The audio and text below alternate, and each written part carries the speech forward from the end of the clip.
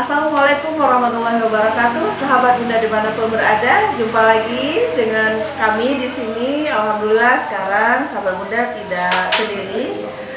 Saya ditemani oleh salah satu tokoh tentunya yang bergerak di bidang pembimbingan secara agama, sehingga kita juga bisa memahami lebih lanjut. Nah, sebelumnya saya ingin memperkenalkan beliau. Siapa sih beliau yang mungkin beberapa dari sahabat Bunda sudah mengenal siapa beliau.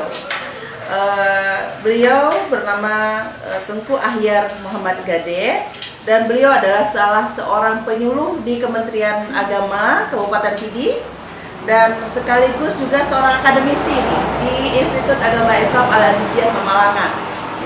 Dan selain daripada itu, kegiatan beliau dalam membina masyarakat juga bertanggung jawab sebagai ketua RTA Pidi. Jadi beliau sangat aktif, dan juga beliau karena kemampuan beliau diamanahkan sebagai kepala sekolah SMP Tastafi Abu Langkawi. Nah, ini kita sapa beliau ya. Assalamualaikum Tengku. Waalaikumsalam warahmatullahi. Alhamdulillah, senang sekali bisa memenuhi undangan kami di sini. Kita bisa ngobrol untuk sama-sama memberikan pemahaman terhadap terutama diri saya ya, tentang keluarga ya kan. Iya. Sekarang kan sering kita dengar orang-orang itu setiap pernikahan bicara tentang mengucapkan kepada pengantinnya, selamat ya, semoga samawa gitu singkatannya, atau kadang-kadang kalau lewat WA semoga sakinah mawaddah warahmah ya. Kadang saya mikir sendiri nih, orang ngucapin itu ngerti nggak sih sakinah itu apa? Iya. Orang mikir nggak sih mawaddah itu apa? Atau sekedar mengucapkan karena kebiasaan? Nah, karena banyak kita lihat sekarang fenomena persoalan dalam rumah tangga itu juga banyak-banyaknya, tapi doa samawanya itu juga banyak-banyaknya gitu. Apa sih yang miss di situ kan? Gitu berarti kan mungkin sakinahnya yang belum dipahami atau bagaimana, kita nggak tahu. Okay. Nah, jadi mungkin nanti kita akan dengar ya bagaimana Tengku kita untuk menjelaskan tentang hal tersebut. Terima kasih, ini luar biasa pembahasannya Bunda ini. Dan terima kasih sudah mengundang saya untuk berdiskusi tentang bagaimana yang dimaksud dengan ya sakinah mawaddah warahmah. Ya seperti yang Bunda sebutkan tadi, semacam bahasa itu sudah familiar banget. Jadi semua orang sudah menyebutkan samawa, semoga sakinah, mawaddah warahmah. Iya. Tapi hemat saya tidak semua orang tahu persis apa itu sakinah, apa itu mawaddah, apa itu warahmah. Kenapa saya beranggapan seperti ini? Karena di setiap saya kan penyuluh agama ini, penyuluh agama di kantor KUA. Ketika saya membimbing Jatim, ketika saya tanyakan apa itu sakinah, apa itu mawaddah, apa itu warahmah, pada umumnya mereka menjawab sama antara tiga kata ini, tiga kalimat ini, mereka menjawab sama. Jadi mereka menjawab sama itu adalah sebuah kasih sayang. Nah ternyata ketika kita mendalami lebih jauh, itu ada perbedaan. Mawaddah, sakinah, rahmah itu ada perbedaan. Mawaddah ini itu diartikan sifat egoisnya seorang manusia. Sifat egois artinya mereka hanya mementingkan kebahagiaan untuk dirinya sendiri, tanpa mempedulikan orang bersamanya itu senang atau enggak. Asal dia senang, udah selesai. Nggak peduli pasangannya itu senang atau enggak. Nah, jadi kalau mawaddah itu, kalau bahasa Sunda itu egoisme dari seseorang. Dia hanya peduli kepada kepuasan, kesenangan diri sendiri, tidak peduli mau pasangannya senang enggak, pasangannya enjoy atau enggak, pasangannya nyaman atau enggak, dia enggak peduli. Nah, itu mawaddah. Kalau rahmah, nah kalau bahasa saya itu orang terlalu baik. Orang terlalu baik. Nah, ini biasa. Kalau tadi nggak peduli, sekarang terlalu baik. Terlalu baik. Nah, bahasanya terlalu baik di sini, yang dia pedulikan itu kebahagiaan pasangannya. Walaupun dia harus merasa tersiksa dirinya. Jadi kebahagiaan pasangannya itu yang dia prioritaskan walaupun dirinya tersiksa. Maka saya sering mengatakan mawaddah ini lebih banyak pada laki-laki. Kalau rahmah ini lebih banyak pada perempuannya. Karena itu tadi. Sifat rahmah itu lebih banyak pada perempuan. Dalam rumah tangga pun perempuan banyak yang ngalah. Betul. Contoh konkretnya, rahmah itu sangat banyak pada perempuan dan pada ibu-ibu. Giliran misalkan ada makanan yang enak, si ibu ini pasti nggak makan. Dia akan sisain untuk anak-anaknya, untuk suaminya. Buat jinjingan pula. Tapi kalau misalkan bapak-bapak ini ada makanan enak, dia lupa ke rumah. Nah, dia langsung santap sendiri, perutnya kenyang, enak, nggak soal istri di rumah sama anaknya mau makan apa, dia nggak peduli kadang-kadang. Nah, makanya rahmah itu lebih banyak pada perempuan. Mawaddah itu lebih banyak pada laki-laki. Jadi antara mawaddah dan rahmah ini dia dibungkus oleh sakinah. Jadi pernikahan itu kan menyatukan dua lawan jenis, laki-laki dan perempuan. Betul. Nah, termasuk sakinah ini dia tugasnya mengikat antara rahmah dan mawaddah. Jadi seperti selubungnya. Iya. Jadi ketika sifat egoisme yang biasanya ada pada laki-laki yang ingin menang sendiri, ya kan, ingin kebahagiaan sendiri tanpa peduli dengan sifat mawaddahnya, kemudian ada sifat rahmahnya pada perempuan. Nah, ini diikat oleh sakinah. Diikat oleh sakinah sehingga masing-masing pasangan itu bukan hanya mementingkan dirinya sendiri, juga harus memperhatikan kebahagiaan pasangannya. Di samping dia juga harus peduli kepada kebahagiaan dirinya sendiri. Jadi dia berdiri di tengah antara mawaddah dan rahmah. Sakinah ini sebagai balancingnya. Jadi dia menetralisir antara mawaddah dengan rahmah. Artinya kita itu jangan terlalu egois, hanya mementingkan diri kita sendiri. Kita juga jangan terlalu baik. Betul. Hanya mementingkan kebahagiaan orang lain, sedangkan diri kita tersiksa, itu kan terlalu baik namanya. Terlalu baik. Dia rahmahnya terlalu baik gitu. Betul. Secara psikologis juga tidak sehat. Secara psikologis Sekali itu memang tidak sehat. Di sini saya jadi berpikir memang selama ini kita melihat kan Tengku, kenapa perempuan mengatakan kok saya terus ya yang mengalah? Iya, karena dia memang ada sifat ramah. Ada sifat ramah ya. Kok suami saya ego ya? Ya memang dia di sifat wadahnya ya. Jadi mawaddahnya mereka dengan mawaddah dan rahmahnya ini disatukan, di mana bisa saling bersinergi. Harapannya begitu dengan ada sakinah tadi. Nah, balancingnya ya gitu ya. Oh, jadi sekarang kita jadi betul-betul paham bagaimana itu semuanya. Tapi akan jadi satu pertanyaan lagi, untuk bagaimana kan ini kan sosok yang keras ya, laki-laki itu sosok yang keras. Jadi sehingga banyak perempuan kok dia nggak pengertian sekali ya, gitu ya. Dia nggak pengertian sekali dengan saya. Saya aja yang ingat-ingat terus dia, ini gitu kan. Nah, bagaimana si perempuan ini bisa memahami bahwa fitrahnya dia itu memang rahmah seperti yang Ibu sampaikan tadi, menghadirkan itu ke dalam kehidupan kita sehari-hari dan membangun itu sebagai sebuah frame berpikir kita untuk menjalani keluarga kita sehingga bisa sakinah, gitu kan, bisa balance kedua-duanya. Itu bagaimana itu kita harusnya? Nah, kembali kepada yang tadi saya katakan, mawaddah itu lebih cenderung dia ada pada laki-laki, rahmah itu lebih cenderung ada perempuan. Ketika ini tidak bisa disatukan, maka sakinah itu tidak ada. Artinya harus ada kerjasama dong. Betul. Ketika antara mawaddah dengan rahmah dia tidak bisa disatukan, artinya yang satu ingin menang sendiri, yang satu ngalah terus, ini sakinah ini tidak dapat. Si laki-laki, oke, dia senang bahagia, tapi si perempuannya, bagaimana ya? Dia akan terus tersiksa. Jadi di sakinah itu sebenarnya apa yang diharuskan supaya bisa sakinah? Nah itu dia. Apa yang diharuskan supaya bisa sakinah? Gitu. Untuk mendapatkan sakinah dalam rumah tangga, ini yang pertama memang setiap pasangannya itu, baik suami atau istri, dia harus melakukan semacam ada pengetahuan. Ya, dia belajar dulu berumah tangga. Nggak cukup misalkan ini ada bimbingan catin barang sehari 2 hari, itu nggak cukup. Udah memadai kira-kira. Nggak cukup rupanya. Itu dia harus terus dibekali. Mana mungkin bekal 2 hari untuk seumur hidup? Nah, betul. Sangat tidak mungkin. Ya, nggak logis. Nggak logis. Nggak logis. Bekal 2 hari untuk seumur hidup. Ya. Jadi di sini si laki-laki dia harus paham. Tapi begini, dia jangan terus-terusan egonya itu dikedepankan. Iya.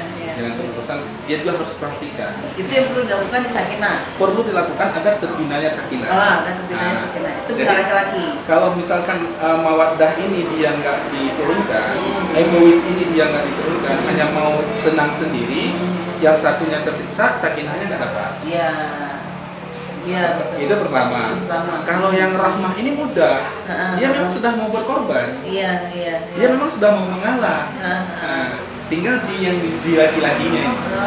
Dia nggak turunin egonya. Tapi bagaimana dengan sifat rahmah? Misalkan tuh ada perempuan yang sudahlah, gitu kan?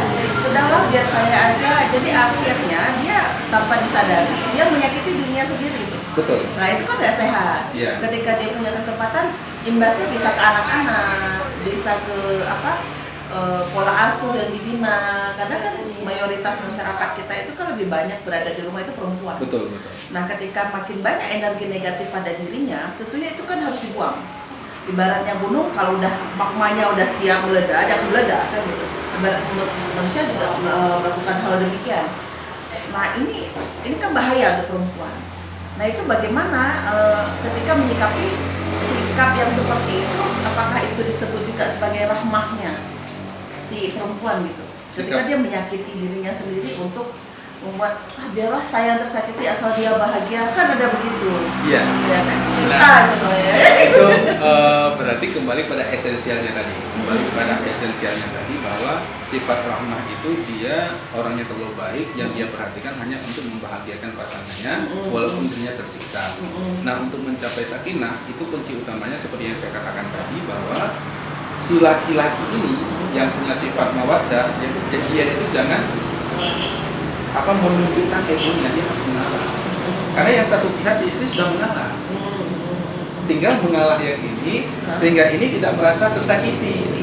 Ketika mawaddah ini dia sudah menurunkan egonya, si laki-laki ini dia sudah menurunkan egonya, si perempuan, si istri ini yang memang dia secara esensialnya sudah mengalah, dia akan merasa ada pengharapan, jadi dia tidak tersakiti, ada dihargai kemauannya. Nah, betul. Jadi kuncinya itu ada di laki-laki. Untuk sakinah. Nah, kuncinya ada pada laki-laki yang saya masukkan di sini sehingga terbina keluarga yang sakinah. Artinya adalah si laki-laki ini dia harus juga memperhatikan kemauan, keinginan daripada si perempuan. Dia harus mengerti. Dia tidak hanya mementingkan kemauannya sendiri. Contoh dekat. Oke lah, kalau sekarang itu ada warung-warung atau kafe-kafe yang multi menu makanan. Kalau misalkan nggak ada multi menu makanan, si laki-laki sukanya nasi goreng, si perempuan sukanya rujak. Ini pilihnya kemana? Berarti harus pilih kafe yang ada keduanya. Jadi dua-duanya terakomodir. Nah, dalam segala hal persoalan juga seperti itu. Nah, jadi biasanya tidak bertemunya antara kemauan istri dengan kemauan suami itu ketika mereka tidak saling terbuka dalam rumah tangga. Betul. Saling terbuka, kemudian tidak menerapkan prinsip musyawarah dalam satu urusan. Kalau misalkan kita bicara tentang pasangan yang saling terbuka gitu ya, dalam sudut pandang pribadi itu ada yang namanya pribadi terbuka dan pribadi yang tertutup secara komunikasi. Bicara orang yang terbuka mudah-mudah saja rasanya menyampaikan maksudnya pada pasangan. Tapi bicara pada orang pribadi yang tertutup, nah ini yang sulit. Dia istrinya udah capek-capek nanya 10 pertanyaan, dia cuma jawab gitu ya. Padahal memang secara fitrah laki-laki yang neurolinguistiknya itu memang lebih sedikit daripada perempuan, kan? Kemampuan berbahasa laki-laki itu lebih sedikit daripada perempuan. Tapi kan tidak menutup kemungkinan bahwa dia perlu menjelaskan, karena mawaddah tadi perlu menjelaskan sehingga bisa sakinah kan gitu tuh ya. Nah itu bagaimana itu menghadapi kan aku laki-laki juga nih gitu. Jadi kan akan lebih paham lah dengan kaumnya sendiri ya gitu ya tuh ya. Ya laki-laki yang nggak mau ngomong ini ya, ini gimana nih caranya? Oke, mungkin itu bisa kita berikan gambaran. Pasangan suami istri dia sudah hidup berumah tangga. Dia sudah hidup bersama, pasti mereka sudah saling kenal seluk-beluknya yang tidak diketahui orang lain. Ya, seharusnya. Mereka itu bisa membaca misalkan ya, ada perubahan sikap di laki-laki, si perempuan itu tahu. Nah ini kayaknya ada masalah, jadi kita nggak perlu ngomongin itu dulu. Nah ditahan dulu. Begitu juga dengan si laki-lakinya melihat ada perubahan sikap dari si istrinya. Misalkan kalau pas pulang itu disambut atau apa. Ini tiba-tiba pas pulang kok mukanya cemberut. Ini ada apa-apanya. Lihat bulan. Apakah ada bulan?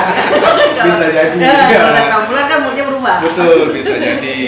Nah, ini kadang-kadang yang kurang diperhatikan oleh segelintir orang, sehingga ketika menyampaikan sesuatu bukan pada suasana yang tepat, nah ini yang kadang-kadang akan terjadi persoalan. Betul. Dan ini perlu dibicarakan bersama gitu perlu ya. dibicarakan bersama. Maka orang-orang tua kita itu ada menyarankan kalau mau ngomong sesuatu itu mau ngomong ketika di meja makan. Kenapa? Karena ketika di meja makan itu pasti suasananya sudah ada. Misalkan ini si suami pulang kerja capek, jangan langsung diutarakan keinginan. Suruh mandi dulu, suruh gerak-gerak dulu. Tanya dulu makanannya apa mau dimasakin Nah, ketika sudah di meja makan pasti semua orang itu menikmati. Nah, ketika dia menikmati menu makanan sudah oke, baru diungkapkan apa ini dan keinginan ini. Kalau yang aku sampaikan itu sebenarnya memang obat penenang ya gitu kira-kira obat penenang dalam tanda petik itu bagi laki-laki adalah makanan kesukaan. Betul. Nah, kalau laki-laki mau diajak bicara dalam psikologi, ajaklah dia bicara di meja makan sedang makan. Iya. Tapi beda dengan perempuan. Perempuan lagi makan diajak bicara nggak nyambung. Karena sibuk makan. Betul.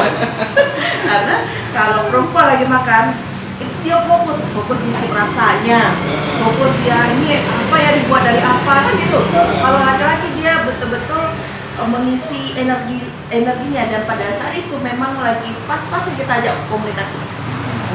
Tapi saya rasa memang tadi kan Sakinah itu memang menyeimbangkan. Oh saya tahu nih saya kurang dimakan, kita temenin aja suami kita makan.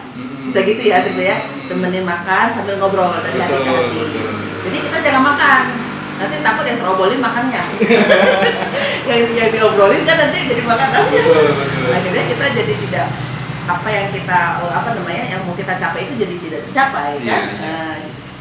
Nah, terus itu oke lah dalam kehidupan seperti itu bisa dilakukan. Ini ada istilah dalam orang Aceh itu bangke ngambalik-balikun. Secara umum ya, secara umum rahmah itu ada di perempuan, mawaddah itu ada di laki-laki. Nah dalam fenomena kehidupan masyarakat terkadang memang dia berlaku sebaliknya. Maksudnya si laki-lakinya itu kok jadi rahmah, dia terus mengalah, si perempuannya itu kok jadi wadah yang egois, mengatur dan segala macam, semua keinginan harus dipenuhi. Nah itu tidak tertutup kemungkinan terjadi. Yang kita bahas ini secara umum, itu kan ada pengecualian. Nah pengecualian itu bisa jadi kenapa dia berubah menjadi egois, tidak rahmah, justru si laki-laki menjadi rahmah. Ini mungkin ada faktor lingkungan yang mempengaruhi. Faktor lingkungan atau ada pengalamannya yang mempengaruhi.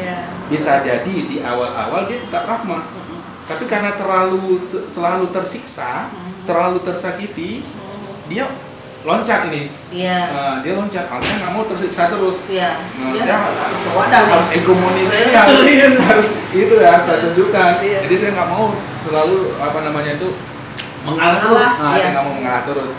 Nah, sehingga dia loncat pagar. Dia menjadi orang yang mengatur. Di samping itu, ketika ada fenomena yang seperti itu, ketika kehidupan balikut itu menjadi pembelajaran sebenarnya bagi kita. Menjadi contoh role kepada kita, itu contoh yang salah. jangan ditiru seperti itu. Bukan berarti ambil. Bukan berarti ambil. Saya udah selama ini mengalah nih, harus kayak dia nih. Gitu Iya, ya. nah, gitu. Sebenarnya si perempuan itu, istri itu, dia harus mengatur suami sebenarnya. Dalam konteks? Dalam konteks dia memanage. Ya, saya sepakat itu. Dalam konteks dia memanage. Saya senang, saya dibela. Gitu ya, bukan? Bukan dalam artian dia pegang remote. Betul. Beda betul, tuh. betul. Kalau dia pegang remote, dia udah mengatur semuanya.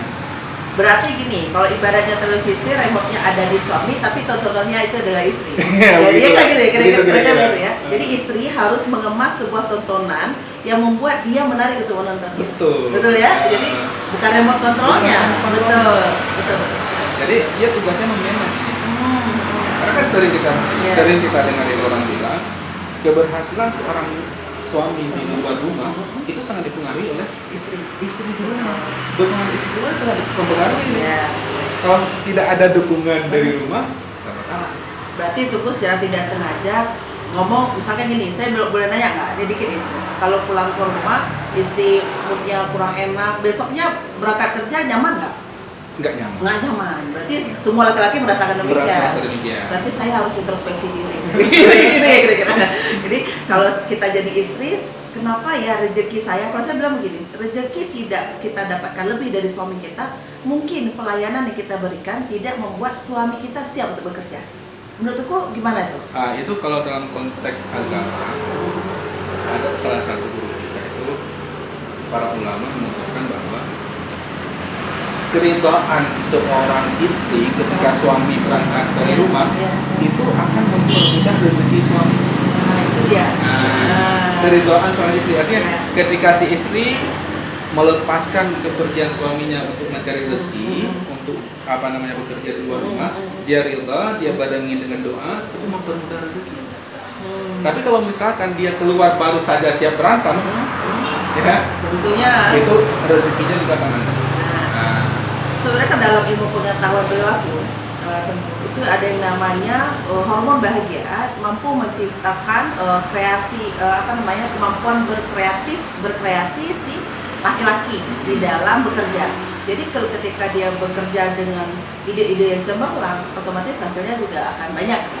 Tapi kalau dia bekerja dengan jiwa, dengan mood yang tidak bahagia, dengan jiwa yang bermasalah, tertekan, tentunya juga apa yang dia pikirkan menjadi pemikiran buntu gitu. Jadi tidak ada hasil kerja yang signifikan.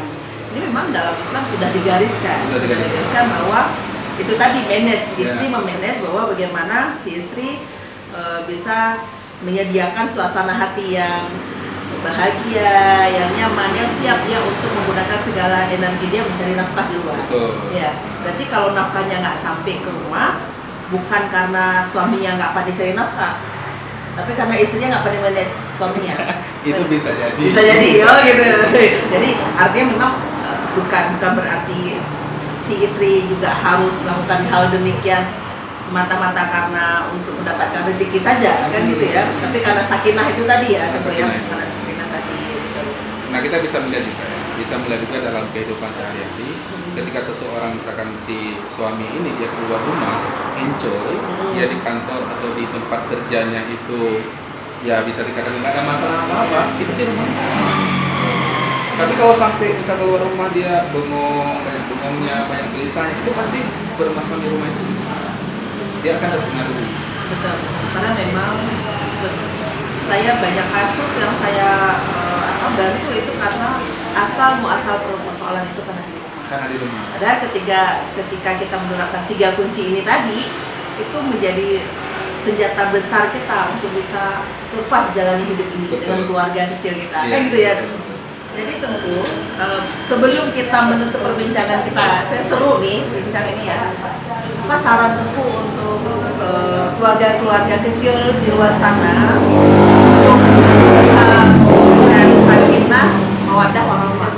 Kalau dari tadi penjelasan Teguh, saya kayaknya nggak sebutin sakinah mawaddah warahmah deh. Saya akan sebutin mawaddah warahmah sakinah, kayak gitu ya. Jadi karena keduanya dibungkus ya. Nah, ini apa saran Teguh supaya keluarga-keluarga kita itu punya ketiga hal tersebut dalam keluarga kecilnya? Oke. Pertama kita kembali kepada rujukannya ya. Rujukannya salah satu hadis Rasulullah, baiti jannati. rumahku adalah surga. Nah, baru mendapat rumah itu layaknya sebagai surga ketika terbentuk sakinah. Mawaddah itu sudah ada, rahmah itu sudah ada. Nah, bagaimana mengawinkan keduanya sehingga ada keluarga yang sakinah? Ini lagi-lagi kita mengutip firman Allah dalam surat Al-Rum ayat 21 yang jadi rujukan utama, wa min ayatihi qad khalaqalakum min anfusikum azwajan litaskunu ilaiha. Bahasa litaskunu itu sakinah. Supaya kamu cenderung dan tentram bersamanya, bersama istri kita. Kemudian Allah menyebutkan wa ja'ala bainakum mawaddatan wa rahmah. Allah menjadikan mawaddah dan rahmah. Nah, mawaddah dan rahmah ini dikawinkan sehingga mendapat sakinah. Kalau ini tidak berhasil dikawinkan, hanya mengawinkan dua jenis makhluk laki-laki dan perempuan, tapi sifatnya enggak dikawinkan, sakinah enggak. Jadi sarannya kepada ya saudara seperti kita di luar sana, juga untuk kita sendiri ini pembelajaran untuk kita sendiri juga. Sarannya itu ya dalam berumah tangga kita harus memperhatikan jangan hanya kebahagiaan kita aja, juga memperhatikan kebahagiaan pasangan kita. Jadi kita tidak egois, ya, kita tidak egois karena rumah tangga itu tidak bisa dibangun sendiri. Ya, berarti harus ada kerjasama. Harus ada kerjasama walau tidak sama kerja. Walau tidak sama kerja, ya. Karena harus ada kerjasama walau tidak sama kerja. Tidak sama kerja. Karena kalau sama kerja nggak dapat ya. Ya namanya juga berbeda, individual different, ya kan? Baik, terima kasih sarannya, semua sangat bermanfaat. Semoga keluarga-keluarga kita bisa mengambil hikmah dari perbincangan kita tersebut. Mungkin dari sudut pandang ilmu perilaku sendiri, ini adalah kedua sifat. Kedua sifat ini natural, itu ada pada setiap manusia, itu perempuan dan laki-laki. Fitrah perempuan kelemah lembutan, kasih sayang dan cinta. Laki-laki itu sifatnya penuh dengan power, kekuatan, daya dorong, semangat dan sebagainya. Nah, ketika ini berjalan sendiri, dia juga akan kehabisan energi. Betul. Begitu juga dengan laki-laki, ketika dia berjalan sendiri, maka dia akan menjadi bom waktu yang akan meledak. Maka dia harus ada energi penyeimbang. Yang perempuan tidak ada energi, maka ditambah oleh yang laki-laki. Yang laki-laki berlebih, dengan energi berlebih, maka didinginkan, dinetralkan oleh si perempuan. Sebenarnya seperti itu fitrahnya gitu ya. Jadi di dalam menjalani keluarga, sahabat Bunda semuanya, pahamilah bagi calon-calon pengantin atau mungkin pengantin baru ya, pengantin baru yang baru menikah, yang perlu dipahami adalah bukan cari di mana bulan madu. Nah, bukan cari di mana saya mau bulan madu gitu, tapi carilah apa keunikan-keunikan dan ciri khas pasangan kita. Ketika kita saling mengerti satu sama lain, maka akan mudah kita mendapatkan sakinah. Gitu tadi kan, dengan sifat kita masing-masing, tentunya setiap manusia itu menunjukkan perbedaan.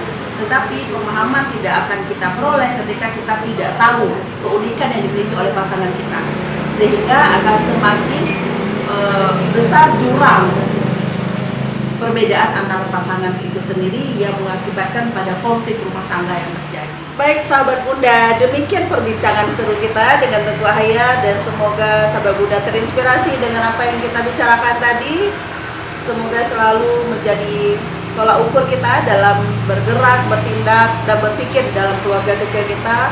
Tapi yang paling perlu kita ingat adalah tidak ada yang terbaik selain apapun yang kita lakukan itu yang terbaik untuk keluarga kita. Jadi bukan untuk orang lain di luar sana, lakukanlah yang terbaik di keluarga kita. Jangan pernah menyerah, sebesar apapun persoalan yang tetap akan ada jalan keluarnya. Insya Allah semua keluarga di sana menjadi sakinah. Dengan bungkus sakinah semuanya akan menjadi lebih indah. Sampai jumpa di video berikutnya. Assalamualaikum warahmatullahi wabarakatuh. Waalaikumsalam warahmatullahi wabarakatuh. Terima kasih.